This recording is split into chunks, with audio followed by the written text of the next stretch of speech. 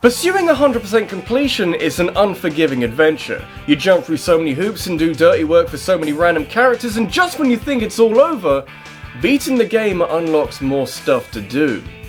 It's crazy business. I'm a firm believer in rewarding excellence. I feel like I'd be a good teacher. Great work on that assignment, have some memes. You kids like memes, right? In the eyes of many, beating a game is its own reward. But let me tell you, I've beaten many a game in my time and it hasn't always felt rewarding. Getting something for it at the end, yeah, that'll do nicely. It's worth mentioning that no game has to have a post-game. Really, you can get by with just having a self-contained game that dumps you back at the title screen after the credits, but that's no fun. Sometimes you gotta acknowledge something that didn't need to be there, but the game is a better experience for its inclusion. Also should point out that post-game content is only available upon completion of the game. I wanna see some credits fly by before you can do any of this. Nothing is worth having unless it means effort.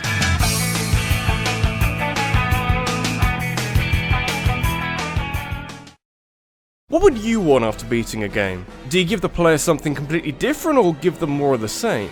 Both have their merits, and I guess it really depends on where you want to put your creative resources. If there's some really great content in the post-game, then you kinda have to wonder why it didn't show up in the main game.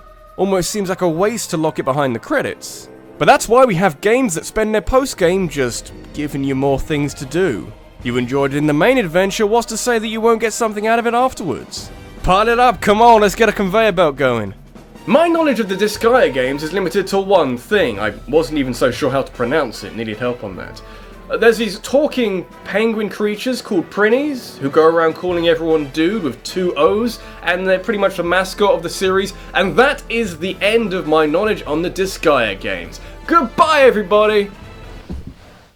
That's not strictly true. I know that they're all RPGs of the tactical variety, and from what I've heard, they're the type of games that require a lot of level grinding, but thankfully give you the resources to do this without a lot of trouble. Importantly, when you do beat the game, really applies to any game in the series, you have extra content thrown at you quite violently.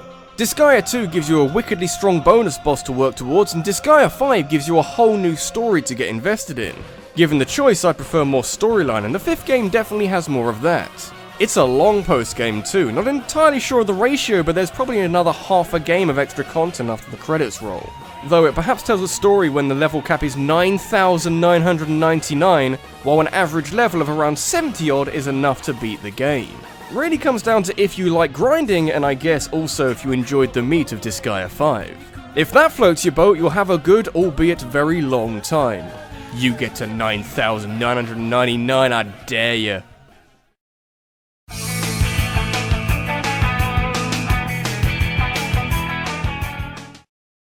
I remember a time when I was really concerned about how Mario games structure their story.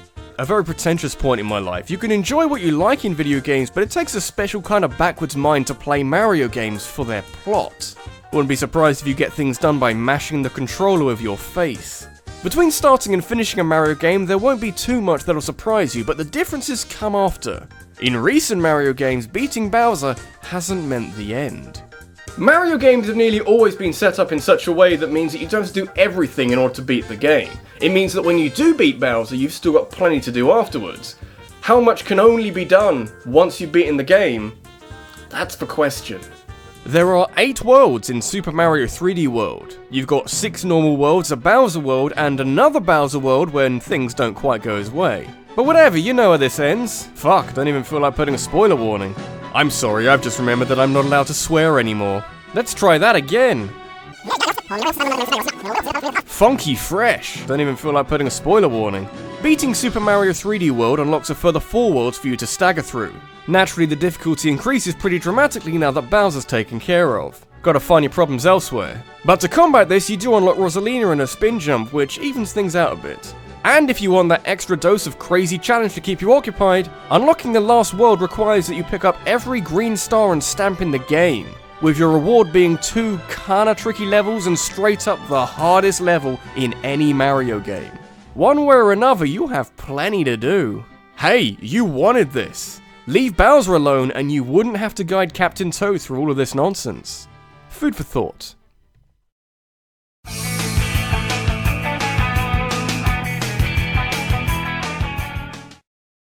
Dragon's Dogma. I don't know a thing about that. Are we in trouble? We could be in trouble. But hey, research is your friend. Go read a book, go hug a librarian, go stick your dick in Google's search engine. What are we talking about again? Dragon's Dogma is an action role-playing hack-and-slash open-world extravaganza where you fight various monsters and also dragons. It's a large game with plenty to do, but importantly, beating the game doesn't close everything off, or even act as much of an end goal. Sure, you're going to want to take down the dragon at the end of it, but it's reassuring to know that this is just the beginning. In the post-game, or what is affectionately known as the post-dragon, since cleansing the world of bad things has made the skies darker, everything hates you, surprisingly. Enemies are stronger and stranger, and really you gotta wonder what defeating that dragon actually did. You got 4 more quests to battle through and an extra dungeon called the Everfall, which goes on for 15 floors with such encouraging names as Chamber of Estrangement. Some pretty sweet loot down here and plenty of opportunities for farm levels, which is kind of necessary, since it can't really be understated how strong these random enemies are now. Under this inky black sky, Grand Soren enters its next era of darkness. Good luck, mother funky fresh!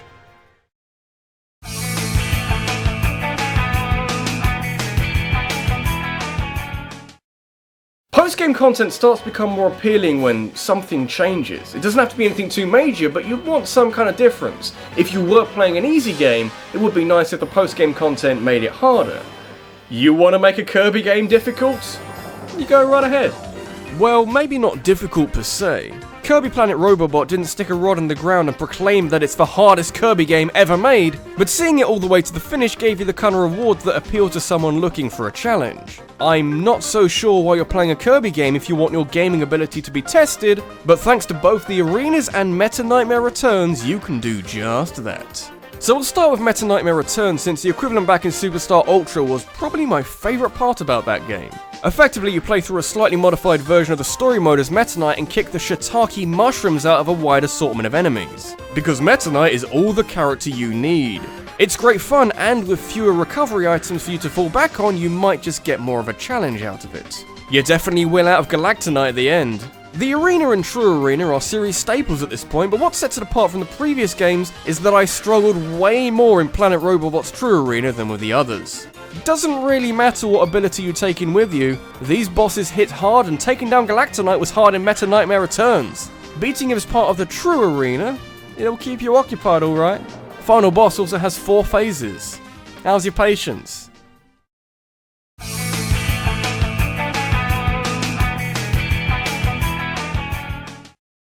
We've been beating around the bush a bit in this video. All the games before this have had good post-games, I wouldn't have mentioned them if they hadn't. But with this particular feature of video games, one series has been on the ball for the best part of 20 years. And really, a franchise like Pokemon almost has to have a good post-game. During the main quest, you're not likely to have caught every Pokemon there is, so something to keep you busy after you've painted the walls with the blood of the Elite Four can go some way towards completing that Pokedex. There have been some great highs and some mediocre lows, but I don't think anything can beat the victory lap through history. You spent so long roaming around Johto, and yet all this time you were completely oblivious that Kanto, you know, the location of the first Funky Fresh game, was right next to you. It doesn't have to be there. Certainly a lot of Pokemon games have gotten by without an extra region, but working your way through Kanto, a feature implemented by your god and mine Satoru Iwata, is just the reward this game needed. Facing off against the former protagonist of the first generation and his level 81 Pikachu, it's beautiful stuff. Then, 10 years later, these games got remakes. And everything became amazing. So Kanto looks beautiful, but what's really amazing is what else got added in Heart Gold and Soul Silver. You could make a good case for Pokemon Emerald having a great post-game, since I spent way more time than I'd like to say on the Battle Frontier. But the brilliant thing is that the 4th generation had something very similar. And wouldn't you know it, on top of being able to explore Kanto all over again, you can spend the rest of your life trying to take down the Frontier Brains. And if that proves to be too much, you can always climb atop the snowy peak of Mount Silver and fight a stronger, more silent version of Red. The word I'm looking for is masterpiece. This is RabbidLuigi, and Pokemon through the years has become surprisingly good at using a sense of spectacle to make these set pieces seem just that little bit more impressive. I would argue that seeing something like this, fighting Red in the snow and the majesty of the Battle Frontier, it makes it all worthwhile. The Elite Four will always remain the main course, but that's a hell of an encore.